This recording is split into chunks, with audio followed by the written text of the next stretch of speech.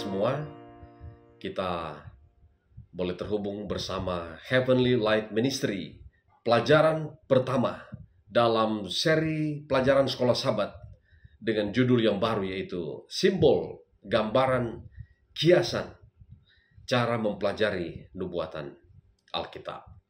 Berbicara mengenai nubuatan, maka kita mendapati ada banyak perselisihan yang terjadi di antara orang Kristen tentang nubuatan. Karena menurut beberapa orang, nubuatan itu hanya membuang-buang waktu saja. Ketika kita mempelajari nubuatan, kita hanya membuang-buang waktu saja. Ada juga yang mengatakan bahwa kitab Wahyu itu tidak dapat dipahami.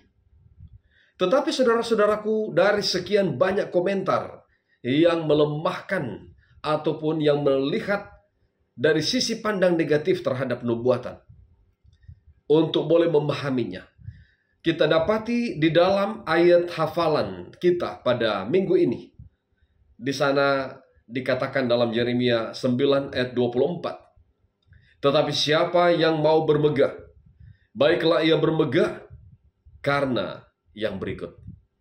Bahwa ia memahami dan mengenal aku, bahwa akulah Tuhan yang menunjukkan kasih setia, keadilan, dan kebenaran di bumi.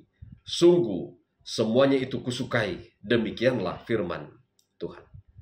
Saudaraku yang kekasih, justru dalam ayat ini Tuhan membuka diri dan Tuhan memberi kesempatan, memberikan sebuah undangan bagi kita semua untuk bisa memahami tentang Tuhan. Ini adalah satu undangan yang luar biasa di dalam kehidupan kita.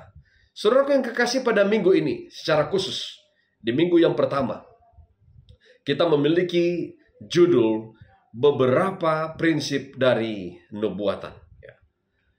Kita mendapati ada 5 prinsip yang kita akan coba bahas bersama dalam pelajaran ini. Prinsip yang pertama daripada nubuatan.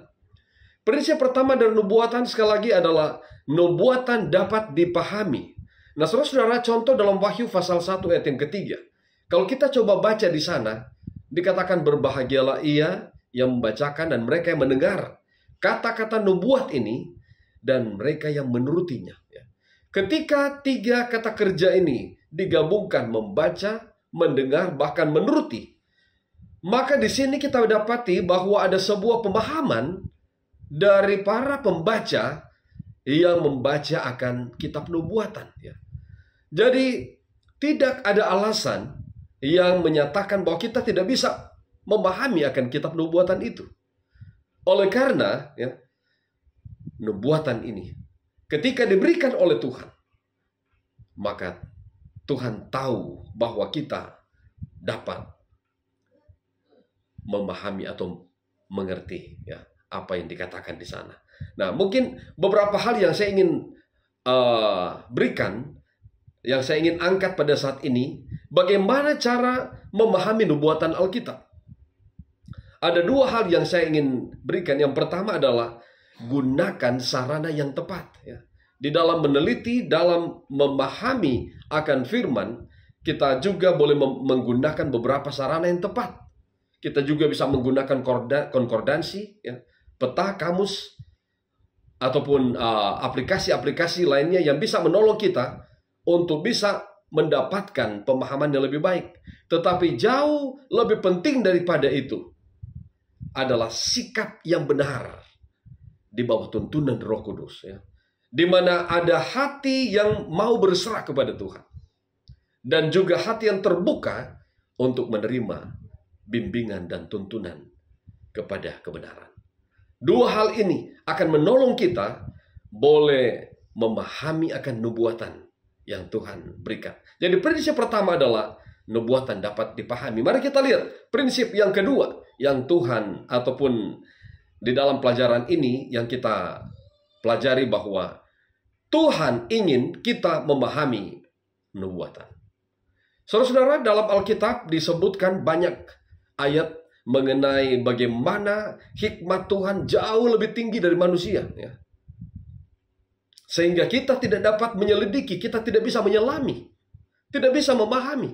Kita bisa dapatkan dalam Mazmur 139 ayat 1 sampai 6.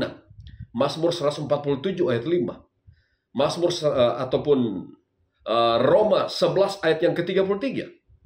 1 Yohanes 3 ayat 20 menyatakan bahwa hikmat Tuhan terlalu tinggi untuk dipahami oleh manusia. Tetapi saudara, meskipun kita tidak bisa memahami banyak hal, segala hal, tetapi Tuhan memampukan kita untuk memahami apa yang diperlukan untuk keselamatan kita. Pengetahuan tentang keselamatan kita bisa pahami. Dan salah satu tujuan utama nubuatan adalah untuk mengilustrasikan rencana keselamatan yang puncaknya adalah bahwa kita semua akan dituntun kepada Yesus. Ini adalah prinsip yang kedua. Mari kita masuk pada prinsip yang ketiga. Prinsip yang ketiga adalah pahami konteks ayat yang benar. Nah, saudara-saudara, banyak pengkhotbah menggunakan Daniel 12 ayat 4 sebagai ayat untuk memprediksi perkembangan pengetahuan dan teknologi. Ya, ada banyak pengkhotbah yang mengkhotbahkan tentang hal itu. Nah, walaupun interpretasi ini adalah sebuah interpretasi yang masuk akal, tetapi sesungguhnya konteks ayat ini, ya, perkembangan pengetahuan akan dipertambahkan merujuk kepada kitab Daniel itu sendiri. Ya. Kitab Daniel itu sendiri. Dan banyak orang akan menyelidikinya. Sehingga dari semua orang yang menyelidikinya, ada seorang yang paling menonjol. Namanya adalah William Miller. Dia menyelidiki Daniel 8 ayat yang ke-14. Dan akhirnya, dalam penyelidikan kitab Daniel ini, membuka sebuah wacana baru bagi pergerakan global gereja Advent yang merupakan penggenapan daripada kitab Daniel, di mana pengetahuan akan bertambah. Ya. Mari kita lihat prinsip yang keempat. Bandingkan ayat dengan ayat. Saudara-saudaraku yang kekasih, ada orang coba mencari petunjuk Tuhan dengan mengambil Alkitab, ya, dan dia berdoa kepada Tuhan dengan menutup mata sambil menunjuk kepada ayat Alkitab yang dia pilih, dan dia berpikir itu adalah sebuah petunjuk daripada Tuhan. Tetapi saudaraku yang kekasih, dalam mempelajari firman Tuhan, kita harus mempelajari dengan cermat.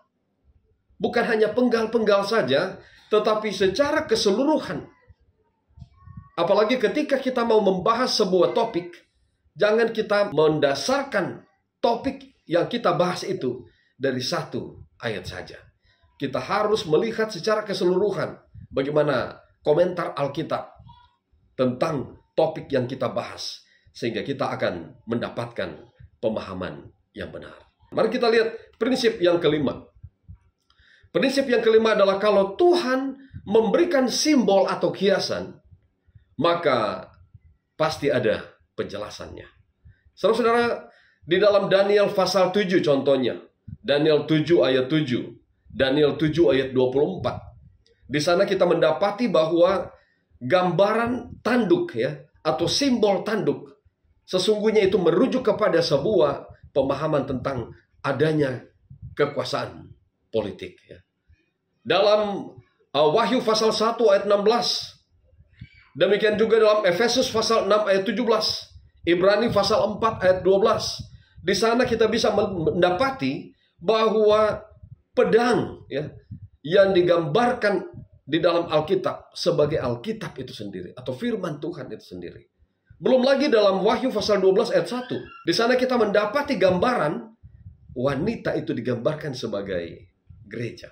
Simbol dan kiasan terpecahkan, ya, bila mana kita izinkan Alkitab itu mendefinisikan istilahnya sendiri.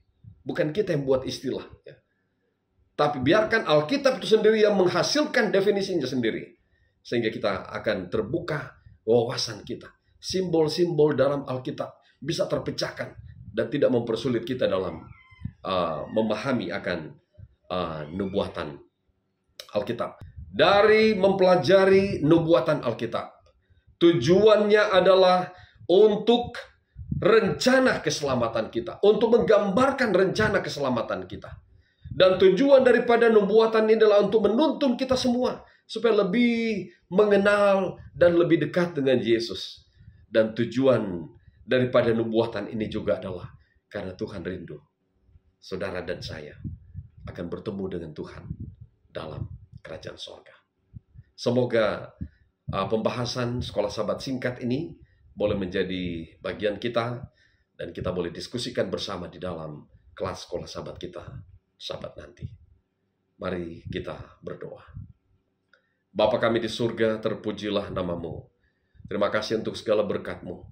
Kami sudah mempelajari bersama tentang pelajaran sekolah sahabat yang begitu indah, yang boleh membuka wawasan kami tentang bagaimana kami mempelajari nubuatan Alkitab dengan beberapa prinsip yang ada.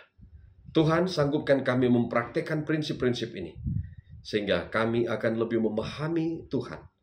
Kami akan lebih memahami rencana keselamatan yang Tuhan sediakan bagi kami, sehingga kami boleh bersama dengan Engkau selamanya di dalam kerajaan sorga. Terpujilah namamu ya Tuhan. Dalam nama Tuhan Yesus kami berdoa. Amin.